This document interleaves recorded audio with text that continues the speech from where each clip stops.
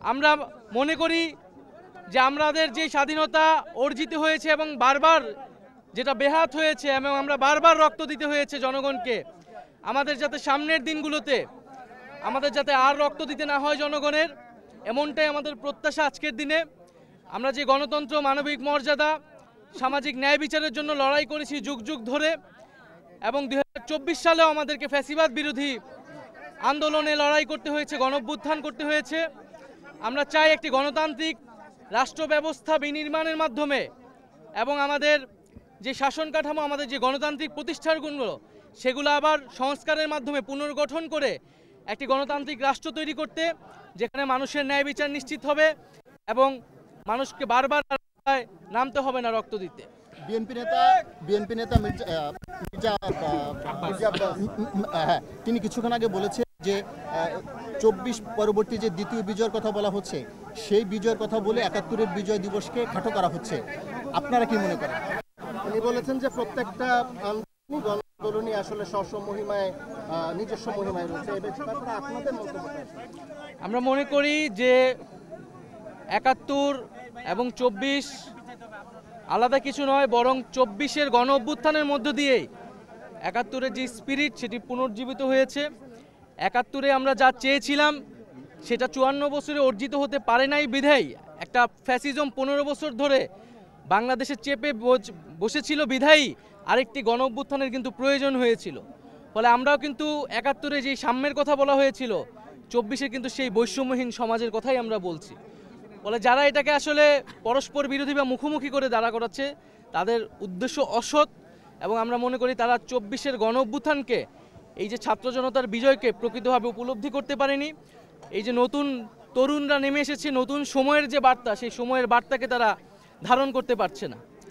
এবং আমরা মনে করি যে বাংলাদেশে বর্তমানে আমাদের জাতীয় নাগরিক পার্টির যে দাবি যে বিচার সংস্কার এবং গণপরিষদ নির্বাচন, আমরা মনে করি ঠিক সেই পথে গেলেই জাতির একটি উত্তরণ ঘটবে গণতন্ত্রের পথে।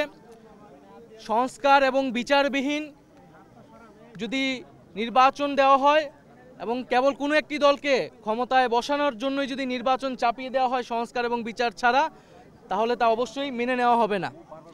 এবং আমরা দেখতে পাচ্ছি যে পুরনো সংবিধান এবং পুরনো বন্দোবস্ত এবং ব্যবস্থাকে আঁকড়ে ধরে রাখার চেষ্টা করা হচ্ছে। এবং আমরা মনে করি যে 24-এর গণ অভ্যুত্থান এবং আমাদের যে 71-এর সংগ্রাম, আমাদের 47-এর আজাদির লড়াই, এই সব কিছুর ভিতর দিয়ে আমরা যে স্বাধীন, সার্বভৌম, মানবিক মর্যাদা সম্পন্ন রাষ্ট্র পেতে চেয়েছিলাম, তার একটি সুযোগ এবং সম্ভাবনা আমাদের গণ অভ্যুত্থানের পরে তৈরি হয়েছে। আমরা কেবল ক্ষমতার লোভে ক্ষমতায় যাওয়ার জন্যই যাতে সেই সকল সম্ভাবনাকে নষ্ট করে না দেই।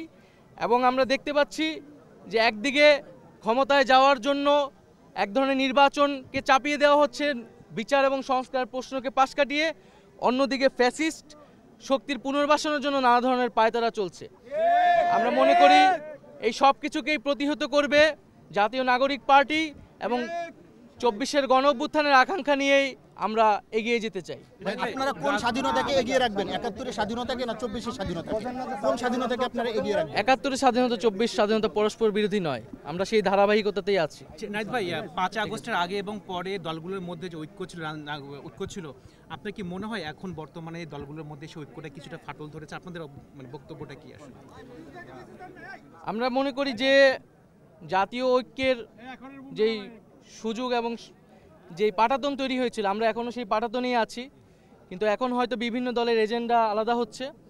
কিন্তু আমরা যদি 24-এর গণ অভ্যুত্থানের আকাঙ্ক্ষাকে বাস্তবায়ন করতে চাই, দেশের স্বার্থকে আমরা রক্ষা করতে চাই, তাহলে আমরা এই একই পাটাতনে থেকে আমাদের পরস্পর ভিন্ন মত, ভিন্ন লক্ষ্য থাকা সত্ত্বেও আমরা মনে করি সেই একই পাটাতনে থেকেই আমাদেরকে সামনের দিনে এগোতে হবে।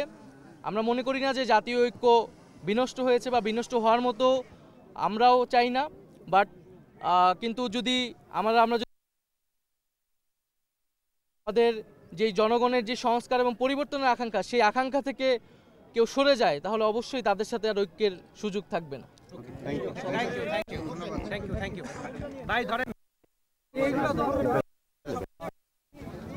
এই এসের ইয়েটা পড়ে গেছে।